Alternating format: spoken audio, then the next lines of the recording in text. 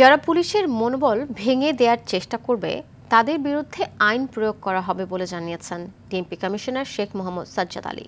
তিনি বলেন, ককটেল হামলাকারীদের গুলির নির্দেশ ডিএমপি কমিশনারের নয়, আইনেই আছে। সকালে ডিএমপি সাইবার সাপোর্ট সেন্টার উদ্বোধন শেষে এসব কথা বলেন ডিএমপি কমিশনার। দীপ্তচন্দ্র পালের রিপোর্টে বিস্তারিত। গত সোমবার শেখ হাসিনার বিরুদ্ধে আন্তর্জাতিক অপরাধ ট্রাইব্যুনালের রায় ঘোষণাকে কেন্দ্র করে দেশের বিভিন্ন স্থানে ককটেল হামলা ও যানবাহনে আগুন দেয় দুর্বৃত্তরা।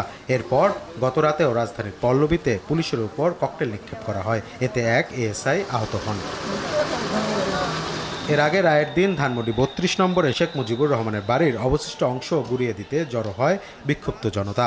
পরিস্থিতি নিয়ন্ত্রণে আনতে গেলে বিপাকে পড়ে আইনশৃঙ্খলা বাহিনী। এ সময় পুলিশের একটি পিকআপ ভ্যানে হামলা করে জনতা।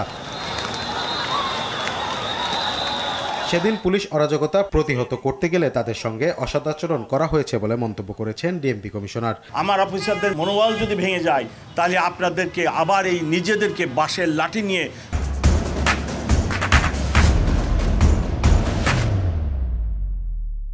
বৃদ্ধ লোককেও রাস্তায় নেমে তার বাড়িঘর পাহারা দিতে হবে। তিনি আরো বলেন, গুলির নির্দেশ তার নয়, পুলিশ আইনের। এদেশের বেসিক আইনে বলা হয়েছে, আপনারা আইনটা দেখেন, আমি কোনো নির্দেশ দিই না। এখানে আমার অফিসারদেরকে আমি শুধু বলছি আইনে এই কথাটা বলা আছে। বৃত্তদের জন্য আইন প্রয়োগ করব। আমি আমার ঢাকাবাসী শান্তিতে রাখতে হবে। ঢাকাবাসীর জান ও মালের হেফাজত করার গুরুত্বপূর্ণ দায়িত্ব ঢাকা মেট্রোপলিটন পুলিশের উপরে। আমরা আইন প্রয়োগ করব।